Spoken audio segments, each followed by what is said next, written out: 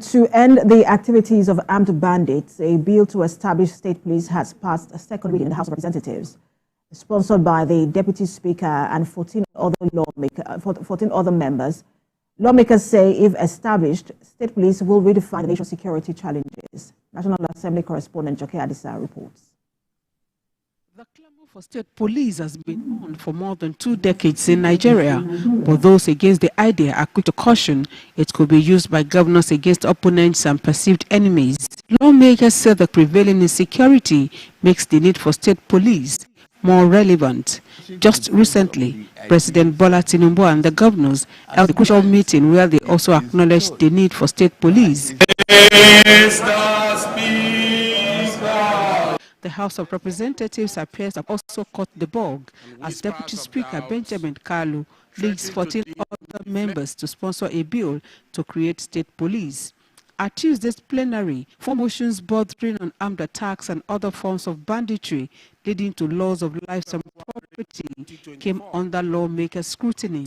The sponsors of the bill say these calamities can be prevented with state police. We have the likes of Amotekun, we have Neighborhood Watch, we have Ebu Beagu in the southeast. What we're trying to do and what this bill seeks to do is to streamline those activities. With worsening security, the idea of state police has won converts, many of whom are now frontline advocates. Our reasoning then was that state governors will use the bill to intimidate and harass political opponents. But with the situation we are in now, we have gone far, far beyond that. So many states, we have security outfits. When they come out in their uniform, it gives impetus to the communities. We should find a way of licensing police. Any state that meets the condition precedent that is formed by maybe the Police Service Commission can apply. What we have in our hand, which is insecurity, is beyond our political aspiration and ambition. So which one should come first? The lives and properties or our political ambition? The bill failed to fly in previous assemblies, but its supporters this time described the establishment of state police as a clarion call for a tailored community-centric policing system. They say it is an acknowledgement that states are uniquely positioned to address the security challenges within their borders. Joke Adisa, TVC News, Abuja. For more on the state police, let's speak to Dr. Brian Ruben, who is the executive chairman, the 16th Council. He joins me via Zoom from United Kingdom. Good to have you join us. Hello, thank you for having me. So we'll see how swiftly this bill is being passed at the National Assembly. It seems that the lawmakers and the federal government mean business this time. But when you go through the kind of report we just went through, in Zamfara State, that kind of killing and all, let me get your reaction to this attempt, at state policing and how far-reaching you think it will go in coping the challenges of banditry and terrorism. First, the situation in Zamfara State is quite unfortunate. Again, it adds to the cases of insecurity for which many have been calling for state policing. Because the reason it's continued because the security operations has not been very effective. That's the reason, first of all, that people started calling for state policing. And this is not the first time, Nigeria or this area called Nigeria is having state police. That has happened, in fact, at the local government level during the colonial period before they merge and eventually we have a national police force. So I think there's nothing wrong with restructuring the Nigerian police because, of course, there are pros and there are cons to that, right?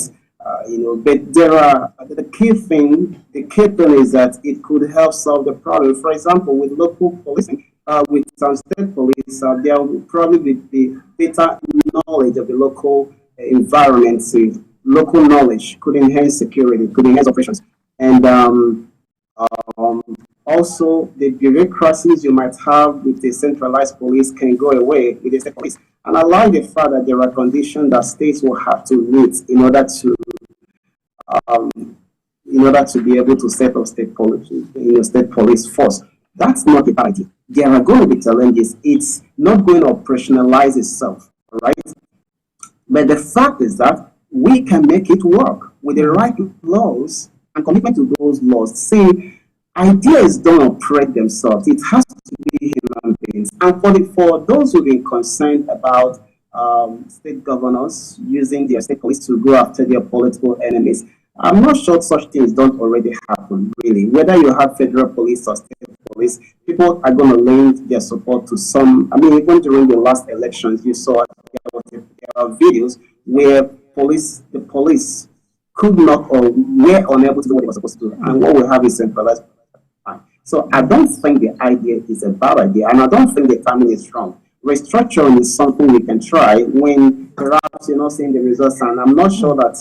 But Dr. Ruben, if I may just come in here, because there are people who, apart from the fact that people say, look, you can't trust some of the governors with an idea like this because it will be abused.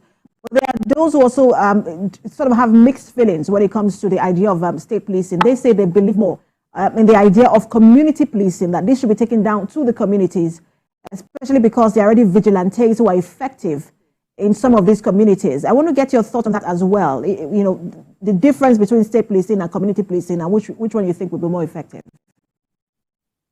Fantastic. You just reported what happened in Nassau last night, and there is community policing already going on, and there are vigilantes. So I believe that when the state police, thing, flies, possibly some of the people in the vigilantes might even be trained, and now they are better trained and better equipped to actually carry out the job.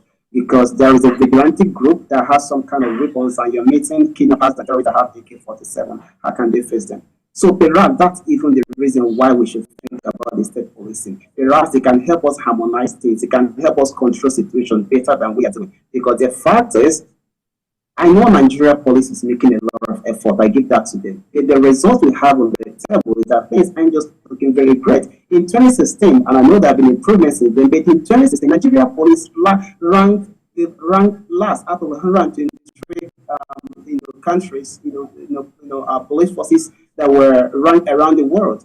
That's a very good report. Yes, there have been improvement over time. How well has the community policing side done? So maybe we should try this idea. Maybe we can. I think the thing is actually committing the idea and operationalizing it in such a way that it delivers the result. Even the United Kingdom that colonized Nigeria and that actually unified the police, they don't even have they don't actually have a centralized police force. You see, so this is an idea. I think that with the right commitment and the right laws in place, it's possible to have a state police in Nigeria that will be effective, that can help address the security challenge that we have. So I welcome this idea, and I think that rather than the argument about why it shouldn't be, maybe we should focus on how to make it work. Maybe that will give us the result. Well, it will get to the level of public hearing soon, and then we can hear how Nigerians really feel about it. Thank you so much for your time, as always. Dr. Brian Ruben, Chairman, the Executive